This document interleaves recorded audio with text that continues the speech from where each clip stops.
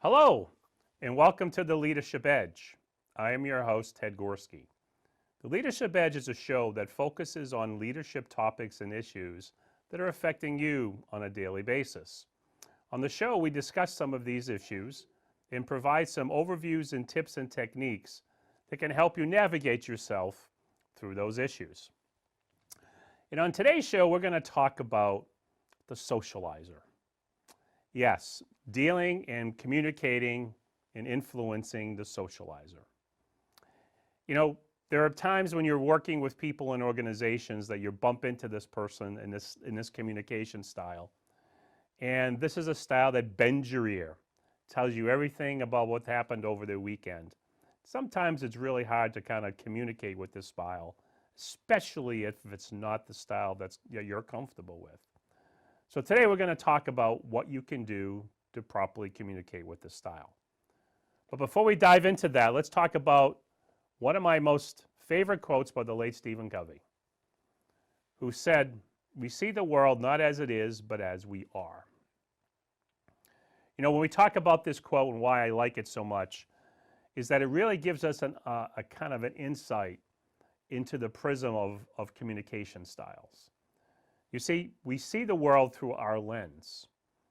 And when we kind of see the world through the periphery of our lens, what we tend to do is we see things kind of through that.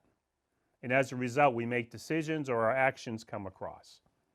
And as we talk about these various communication styles, as we've done on the various shows, one of the things it really shows us and tells us is kind of how those communication styles affect the way people approach problems, issues, and challenges.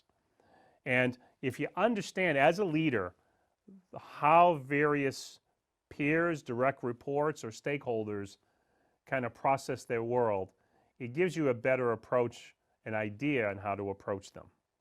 So to get started in thinking about this, let's talk about the communication process. I, as the speaker, when I am talking with you, are creating or having a message, which is the cloud in the middle of that screen. And you as the listener are gathering and taking in that message. Now, looking up as a speaker, one of the things I am doing is encoding a message. And the best analogy I can give you is think about wrapping a present. What I am doing is I am taking my message, putting it in a box, and I'm wrapping the present up, just as I'm wrapping a Christmas or a birthday gift. But I'm wrapping it the way it's comfortable to me.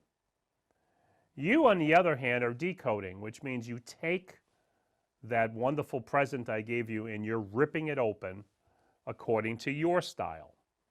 Now, if you and I are similar styles, most likely what happens in this communication flow is that things are seamless, that the message gets through very, very easily. However, if we're different, then that's when things go awry. This is when miscommunication happens, or what happens is the next day when you've asked someone to do a certain task, you get something totally different. This kind of gives you an understanding in that flow why that happens. However, when you look at the slide and kind of look at encoding a message, there are three ways that I do that.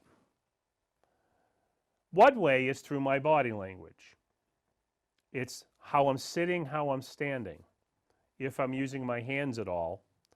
And lastly, it's facial expressions, whether I have facial expressions or I show them on my face. So one way that I provide and that provide the message through is through body language. A second way is through tone of voice. It's how fast, how slow I am, how loud, how soft I am. And lastly, it's the physical words I use.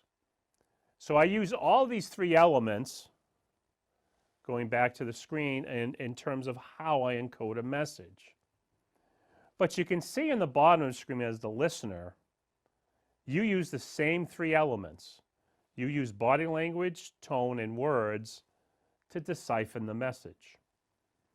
This explains why, when we are similar styles, I'm not saying that your body language is exact I'm not saying that your tones are exact, but they're similar enough that if we're the same style, we get the importance of the message, or we get what's really what the message is about. But it also explains why, if we're different styles, why miscommunications happen and mistranslations happen. Because each of those styles that we speak of have different body language, uses different tones, and actually uses kind of different words.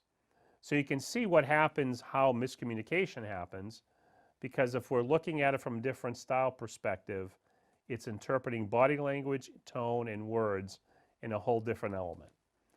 This is why things get lost in translation. But those three elements that we speak of, in kind of wrapping up this slide, body language, tone, and words make up 100% of the way that you create a message. So body language is 55% of your message. Tone is 38%. And lastly, words are 7%. So you can see what happens between body language and tone. 93% of your message comes through in terms of body language and through tone. You know, if you're growing up, maybe your parents said to you, "Don't look at me like that," or "Don't use that tone of voice on me." Well, most likely what happened in those kind of situations, they were reading your particular style is antagonistic. And as a result, they kind of made those comments. So just realize the importance of body language and tone to your conversations and kind of how they get interpreted. So with that, let's now talk about today's communication style, which is the I, or what we call the influencer, the socializer. This particular style is worried about people and contacts. What they're really concerned with is dealing with people and making connections and contacts with people. This is a style that does not like to sit in a corner and be by themselves. They're the type that gets out of their chair when they're going to get a cup of coffee and saying hi to everybody. Just realize that this style has that kind of makeup. But here's their focus. Here's things that I want you to realize about the influencer or the I communication style. They see themselves as more powerful than the environment, meaning that they feel that they have the ability to create actions to make change, that they have the influence to create change. So they see themselves as change creators. So just realize that this style really thinks that. And lastly, this style really just looks at the favorable side of things. They only see the good side. They don't see negativity. This particular style really lives on positive kind of views on things and positive attitudes. So realize they're bringing this to the table in any situation that they're dealing with. Being positive is part of their DNA. So looking at our model here, we're going to be talking the top right-hand corner in regards to this model. We're going to be looking at the I, or the influencer, as someone who is fast-paced, but now they're very people-oriented, that they're really about people and thinking about the socializing with people. So let's just talk about going an overview of this particular style. Going through the first column where it talks about descriptors, some key things about this style. This style is extremely confident, and optimistic, and persuasive. As we mentioned earlier, they are the socializers, and they are a style that trusts people. This is a style that when they meet someone for the first time, they give them a level 10 level of trust. They will knock them down accordingly if that person does not deliver for them. So just realize that trust is really part of the DNA of this particular style. The value to the team, this style is extremely optimistic, enthusiastic. We want people on this team, want this style on a team, because they're the rah-rah people. They're going to keep things moving when things aren't going well. So it's important. They're like the pep talk kind of people. This style also are very creative. They're people who can really think outside the box in terms of solutions. So realize that this particular style really likes to be creative in their approach. An important value too for this style is they negotiate conflict. This style is not a big fan of conflict, but if it's there, they like to be the referee. They want to negotiate it, get it done, and so the team can move on. So just realize that this style is going to try to broker conflict resolution. This style, in terms of an ideal environment, wants to be around people. So just realize that people aspect here, talking with them, dealing with others is real important. And this style really needs a democratic supervisor or leader they can work with. They want to have a communication with their boss and leader. They want to be able to have just a regular conversation, even if it's about the weekend. So just realize that this style needs that like air. It's very important. Under stress, this style gets overly optimistic. This style does not see the train coming down the track. So realize that this style necessarily doesn't look at the reality of things when the push comes to shove. Some limitations is this style is not very good with details.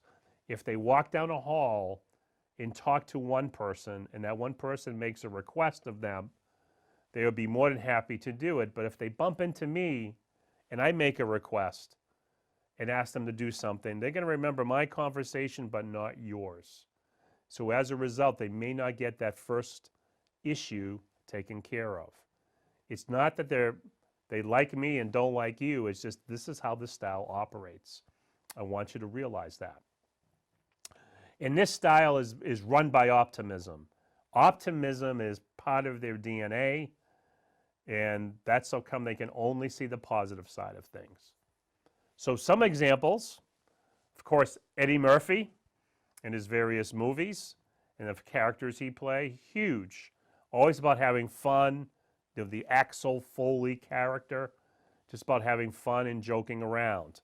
He's a great example. Jay Leno, the late night host, always was about having fun and being creative. And lastly, Jim Carrey, right? The character, but the character he played called The Mask, if you watch that movie, was one in which the gentleman who was the mask person would just enjoy life and really have a good time. So quintessential kind of influencers and socializers when you think about this particular style. What's important with this style is they can walk into a party, not know anybody, and walk out with 5 or 6 friends. It's just kind of who they are. So let's look more about the descriptors of this style. Some of the things that we haven't talked about. Again, we talked about the whole thing about being enthusiastic. This style is extremely emotional. This is a style, when I'm coaching this style, they will show their emotions. I coached a young lady on our first coaching session, and I asked her a question, and she broke down. And she happened to be an I. So just realize, get comfortable, because eyes will get emotional on you. They could cry, they could laugh, but you have to embrace the emotion. You have to kind of recognize the emotion. So realize that this style is very much like that. Extremely positive style, they cannot see negative. When this style senses negative, they will shut down. So just realize, coming and talking to this style, it's important to really show some positivity as you're dealing with them. And lastly, this style is extremely inspiring. They like to inspire others, inspire them for greatness, inspire them to achieve a goal. So again, they're the rah-rah people. In meetings, this style loves to brainstorm. So realize that this style loves to kind of throw ideas to the wall and see what sticks. In meetings, this style will speak up. They will share their point of views. They will not be quiet on the sideline. So realize they're going to be emotionally fired up. What's interesting is that this style is one that enjoys creative, so they're the ones that are going to come up with creative approaches, and they can get bored easily. If they sense the topic is not really fun, if they sense the topic doesn't really fire them up, they can get bored.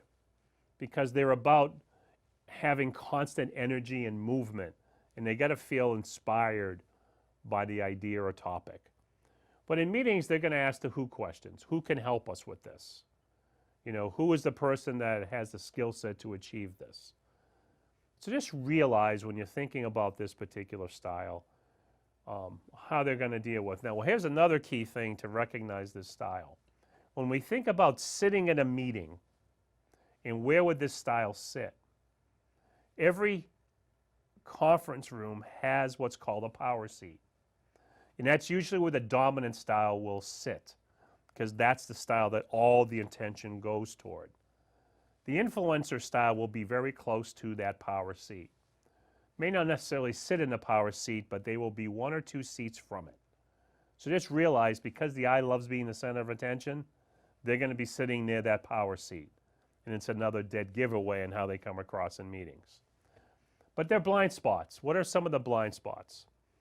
Well, as we mentioned earlier, because this style likes to socialize, they're not necessarily the best at listening. So they're always thinking, what am I going to say next? What's my next question? This is why this style is a situational listener. That when they get into situations where they're listening, they may be involved, and all of a sudden they realize they have to pick up their dry cleaning, and they step out of the listening mode, and then we'll jump back into listening mode. And then they may say, oh, I have to stop at the supermarket on the way home to pick up dinner. So they'll have sporadic listening through the conversations. So just realize that this style may check in or check out every once in a while in a communication conversation. This style is not really great with details. They're good with a certain amount, but when you throw too much at them, they begin to shut down. So realize, don't inundate this style with lots of questions. They need to be able to process things effectively. And lastly, they like to focus on the ideas, not the effects. They may want to institute something, but sometimes they don't realize by doing that, how does that affect others? So they're kind of in that feel-good kind of thing of, here's my idea, but they don't necessarily look at the ripples of how that may cause other people some harm. So just realize that. Now, the value to the team. What does this style bring to the team? Okay, this is a motivator. This is the rah-rah person. We need that. They're the social animal. They're going to be talking to everybody on the team.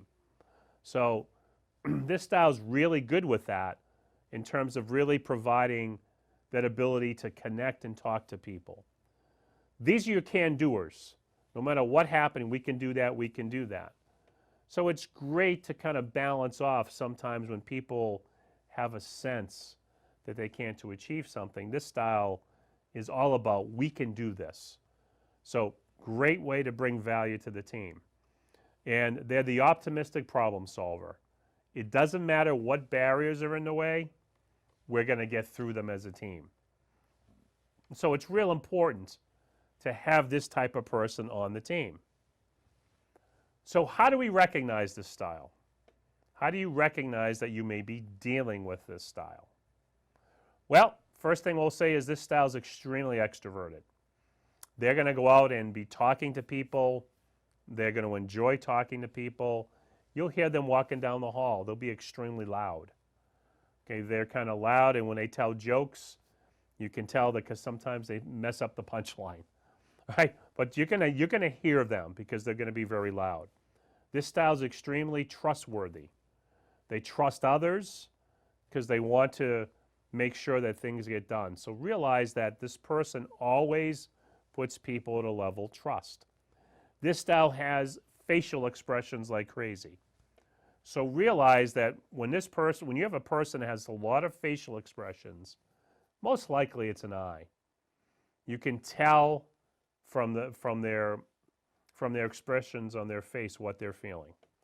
Extremely long conversations. When you're talking to them, there is no such thing as a 5-minute conversation. This style can go on and on and on and on and on. As you can imagine, their questions sometimes can go on and on and on and on and on. So just realize that they may be doing that as well. This style likes to live out loud. And what I mean by that, they feel that they go through life once. Let's make sure that I have a good time through it. So realize that this style really wants to embrace life and everything that life has to offer it. To them, it's about the experience. So realize that this style really enjoys kind of connecting and being part of something. And lastly, this style is extremely visual. They need to see things. And one suggestion I have for you and influence them is really using a whiteboard. This style really needs to see things. And if you can paint a little picture on a whiteboard to say, here's kind of how I see the flow of things, here's how we can maybe help solve this, and here's my solution, this style really enjoys that. So just realize that using a whiteboard with this style may be really well and influencing. So with that, let's talk about how do you influence the socializer? How do you get them focused? Remember, the first thing is this style goes at 75 miles an hour. So they're going at a very good clip. They're going pretty fast, right? So just realize you might have to pick up your speed a little bit. But one of the things you also have to do is be social. Kind of start the conversation, ask them how they're doing, how was their weekend, how was their night before. It's getting into the social aspect of it before you dive into the task. If you dive into the task right away with this style, they kind of take you as a very cold individual. So be careful in terms of this particular style. Start off with a social kind of connection. You want to ask this style their opinion. They want to know that their opinion's being valued. So ask them, what are their thoughts on something? They enjoy public recognition. So anytime you can give this style a public recognition for their efforts, maybe it's in a status meeting, you can recognize this person, they will soak that up. So remember, public recognition, this style likes. Details in writing. If you have to give them an assignment, send them a quick email and say, hey, don't forget to do this by X amount of date, especially if you meet them in the hallway. That little email will be a tickler for them. So just realize, put that in writing. Use some type of humor and be excited. The last thing this style wants to feel is, the lack of intensity of an idea. So be excited. If you're proposing something, show it. Show them, like raise your hands or just like pump your fist. This style really gauges that. And be fast-paced. Realize this style moves very quickly, kind of move quickly with them. And realize, too, that this style will jump around. They're not the most logical style. And then the key thing is you have to kind of rein them back. Kind of focus on one thing before you kind of jump off and do another. It's going to be really key for this particular style to kind of connect with the socializer. So your action plan this week from everything we talked about with this style is to try some of these techniques. If you recognize that you're dealing with this socializer type, this I influencer type, begin using a whiteboard. Paint a little picture. Match their excitement, match their intensity. Socialize a little bit with this style. Connect with them. And I think you'll find that if you kind of do some of these techniques, you'll kind of connect with them at a very, very deep level. So, in wrapping up today's show, if there's anything we can do to help you with your leadership needs, please reach out to us at www.getyouredge.com. We'd be more than happy to talk with you about what we might do to help. So again, I want you to thank you for tuning in to today's show, and I'll see you next time on the Leadership Edge.